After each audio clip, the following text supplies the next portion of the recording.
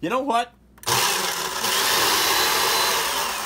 That had a 327 with a 4-speed and a Holly 4-barrel on it. That blender would really hold by. All right, so you know what? I get questions about blenders, and they say, "Can you sharpen a blender blade?" So we're gonna have some fun here, and so let's see. All right, let's dump the ice in, put the lid back on.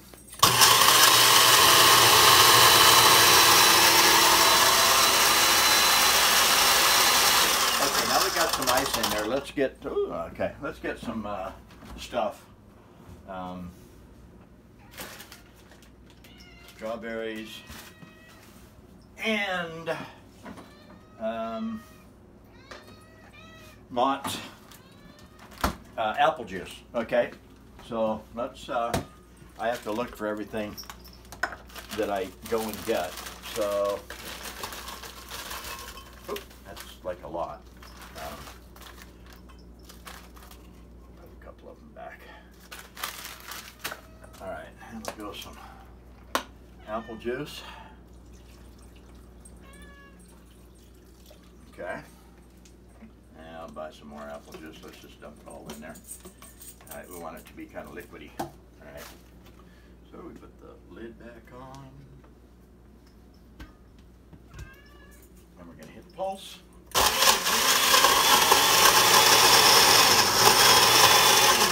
I'm going to let it settle a little. Let it settle. Okay.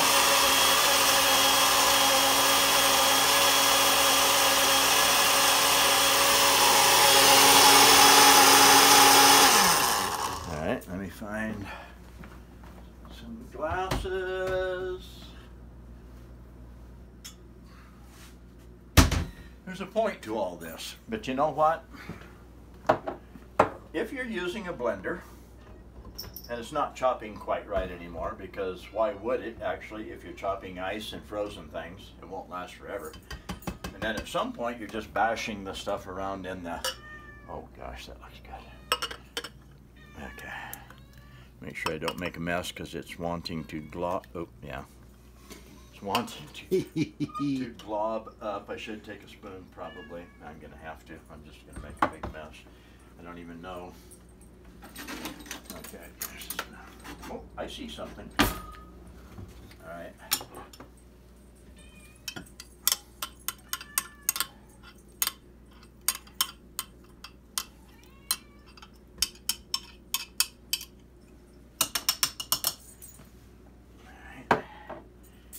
So what we're trying to do right now, we're just simulating you using your blender at home. It's old. The blades aren't very sharp. It's not cutting like it should. Making a mess. Needs a little more of a bird mouth on the blender instead of a round, such a round area.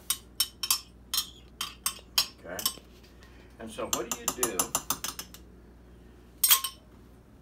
with your dull blades? Oh my, there's the cats. They think that the food's coming their way. All right. So,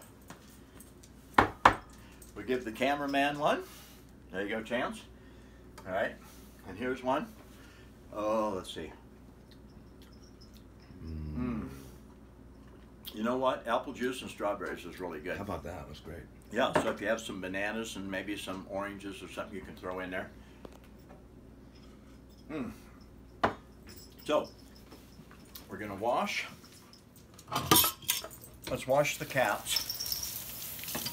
Anytime you're in the kitchen, the cats think it's time to eat, because there's never a time when you shouldn't be eating. All right. So let's see.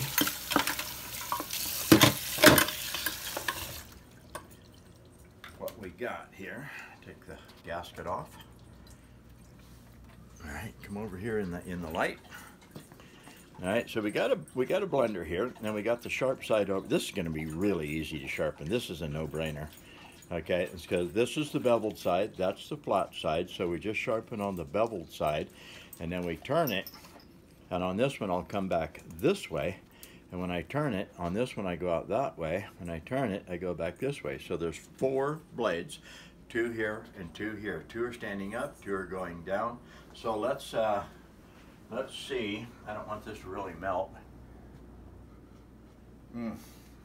That was really good. And let's grab all. Okay. Let's put the strawberries back in the reaper.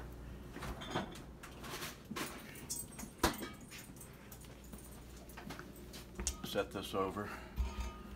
Okay. So what we're going to do now is we're going to take a sharpener, pick it up off the floor. All right, we have 4 blades, 2 are pointing down, 2 are pointing up. All right, so I'm going to turn this over. I have 2 corners here. I've got a 90-degree corner there and a 90-degree corner there. It's tungsten carbide, approximately the hardest metal on earth. I get all kinds of people that say all kinds of things. I just try to go by what the machinists say, and they say it is the hardest metal on earth. So anyway, we have 2 corners, one over here, one over here. So we're going to take and we're going to match the bevel that's on there. We're going to start back here. I've got a hold of the blades so they don't want to turn like that. I'm going to set it down here and match the bevel. I'll tip it up so you can look and see. So if I had it right there, that matches the parallel to the blade, to the sharpener. So then we just start doing this. I tipped it down a little bit because I want the light to shine on the blade. That way I can actually see the shine going across the blade, and I know whether I need to tip it up a little bit or down a little bit like that. So just slide it along like this. Don't press too hard. Let it work. Don't make it work. And I can see the shine developing all the way across the blade. It's getting shinier, and the reason it's getting shinier is because I'm exposing new metal. So when you actually cut some of the old metal off that's tarnished, oxygen changes the color of new shiny metal, just as rust would change it. Oxidization changes it. So just like that. Okay, now I can see that it's completely shiny all the way across. So I know it's getting sharp. So now I'm going to turn it down like this, and I'm going to go parallel. That would be parallel with the blade. That is not parallel. That is not parallel. Like that is parallel. And then I just slide it across there like that. Now I'm going to go back because I'm actually going to do something at the end here. Hopefully, when I get done and I do my little test, you're going to see that it really is sharp. Okay, so again, I'm going to match the bevel. Okay, parallel. Right, I can actually feel this because it's really wide. So it's right there. And I'm just sliding it out this way. And this is a little bit harder because I bump right here. All right. So just like that. You can come back this way. That's okay. You start at this end and come right back in here. These blades would actually be with any other sharpener other than my sharpener, because the tungsten carbide sticking out there like it does is easy to get in there. So right now I'm sharpening mainly back here, just like that. I watch the shine all the way across. When it's really sharp, that shine on there, and I'll hold still, and you can see the center still has a tiny bit of dark to it. That's because it was ground with a round object, so it's deeper in the center than it is on the point or the heel.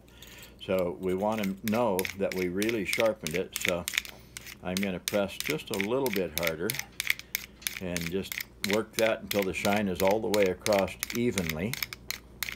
And that's getting really close. And I'm actually going to tip it just a little bit towards the cutting edge. Not much, just a little. Okay, because I can see the cutting edge on these blades are actually pretty hammered. Now I can't get in there flat because even my sharpener or the long handle, okay, won't go in there. So we can't do that one, and I'm not going to lie to you and tell you somehow I'm going to do that, because I can't. All right. And so let's, I guess, go this direction. All right. Again, we match the bevel. I can feel it, so it's right there. Okay, I'll hold still. Right there, you shouldn't see any light at all underneath it. Now you can. Now you can. Now you can't, because I'm parallel to the cutting edge with my sharpener. So again, and this one's easy. You know, my finger fits right in there. You hold it here. It's actually, on the ones that stick up, The ones that stick up is really easy. Okay, the others aren't difficult at all. So I'm actually going to come back this way, set it down in the middle, push it towards me, set it down in the middle, push it towards me, set it down in the middle, push it towards me. Because it's sticking right out there where I can really get at it, I can put a little more pressure on it and I can sharpen it faster. And I just watch the shine develop all the way across. Now come out this way. Carbide type sharpeners might be the easiest way that you'll ever sharpen a little blade like this on a blender. And of course, Sharpen's best sharpeners, the way the handle's made, the way they are, the way the blade sticks out there like that, is actually going to be probably one of the easiest. So again, I'm gonna let you look right down in this way. That would not be correct. That would not be correct. Flat, and then just like this. Once you get it set flat, if you don't tell your hand to move, see, that's not right, that's not right, that's right. Once I get it right, now my arm and hand just pivots and it'll stay flat. It just will, because my mind didn't tell my arm or my wrist to move. So just like that. Then we're going to do this. Ooh, that's getting sharp actually. Just like that. Alright, so I went this way. So I got one back in here. Oh, that one looks like I already did that one. Maybe I got confused. Okay, that's the one that hasn't been done.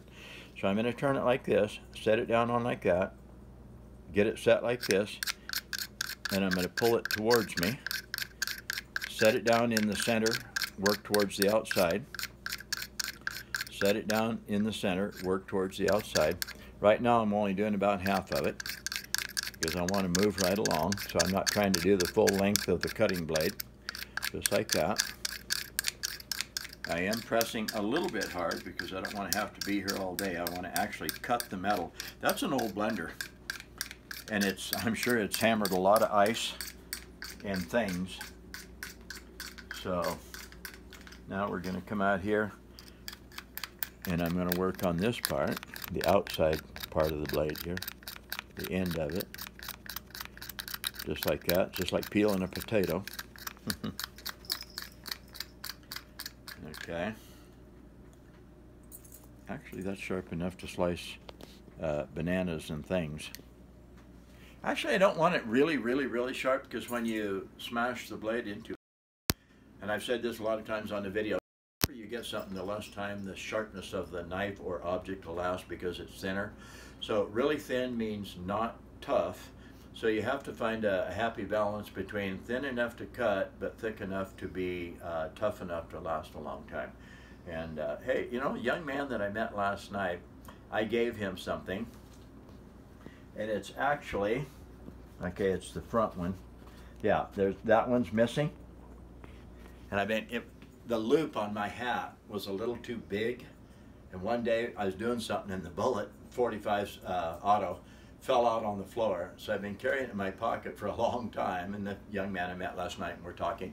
And I said, hey, don't ever say I didn't give you something. So over at the Grizzly Rose, Denver, it's a country bar. If you're watching this video, sorry I don't remember your name, but you know who you are, because you got that bullet right there that belongs in my hat. So I got to get another one. Okay, anyways, let's see. I don't want them all real sharp. And that's sharp enough. If it actually starts catching your skin, that one, that one. Okay, I'm going to sharpen.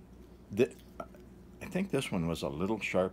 Okay, I'm going to sharpen this one, and I'll hurry and see if I can make that little blade slice paper.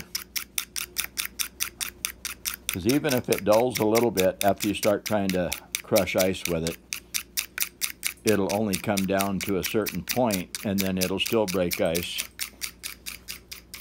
and it'll still cut the fruit and vegetables that you put in there, just like that.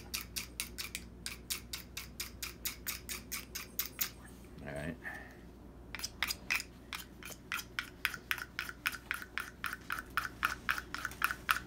All right. Let's see if it's at least close enough I know that I would have to work on it just a little bit more. It's going to be a little hard to hold to get in there.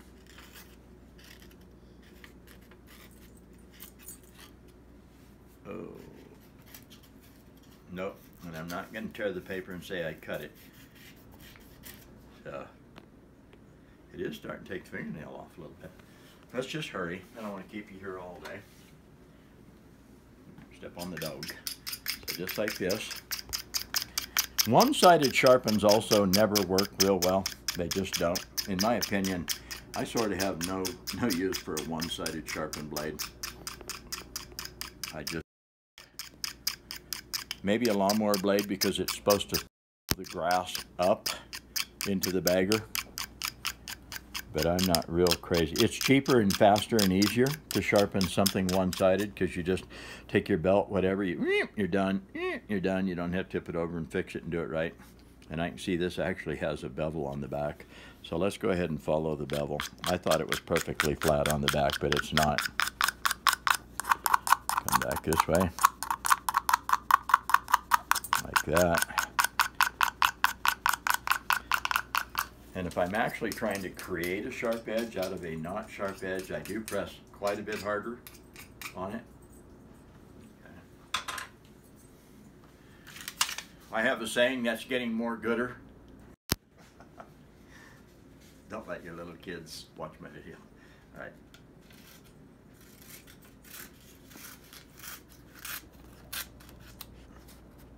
That's actually, see the fingernail? That actually worked pretty good. This is Brad Beckner, sharpensbest.com. Go to sharpensbest.com, YouTube Sharpens Best, and watch the videos. Okay? Learn a little bit, have a little fun, laugh a little bit. Tell your friends about it. Let them have an opportunity to check it out, see how it works, see if they're interested in buying. We have a 100% satisfaction guarantee. The only sharpeners I've ever gotten back were really very obviously abused. I mean, the plastic was cut, worn off, chipped, broken, things like that. If the sharpener doesn't have any obvious abuse to it, they really do work. They don't wear out, they don't break, they don't come apart, unless you're using it in a way you shouldn't. So when do you use, I approve of using my sharpeners in a way you shouldn't in a situation that you have to. Okay, I will abuse, break, ruin any tool I own if I have to get a job done. That's all there's to it. It's a tool. You go buy another one. So this is Brad Buckner, sharpensbest.com, and yes, I can sharpen blender blades. All right, actually it's quite simple. It's very easy. So do a little video. Sharpen one of your blender blades and send it in to us, and we'll send you a free gift. This is Brad Buckner, sharpensbest.com. You take care. You stay sharp out there. Oh, I can drink some of this again. You know what? Oh, mine's still hey, running. Put that together real quick. Do some ice. All right. That. Okay, it goes that way. Screws on that way, so it's got to go in this way. It's a blender and a puzzle. Yeah, a blender and a puzzle. I guess that goes, my blender, it's on, well, I don't know. You know what? Let's put the gasket in there. Put that in there. Ooh, that is actually real glass. That's an old blender. Okay? Lightly tight, not too tight.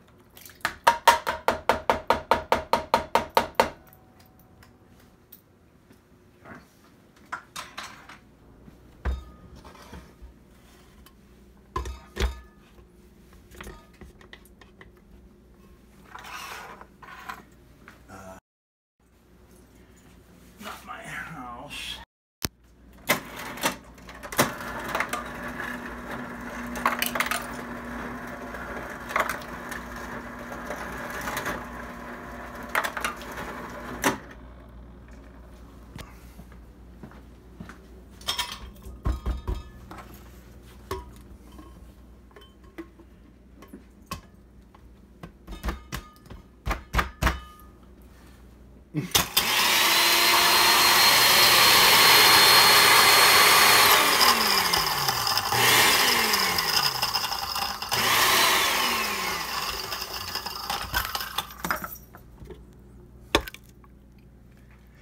is Brad Buckner again, sharpenbest.com. You take care. Stay sharp out there. Bye.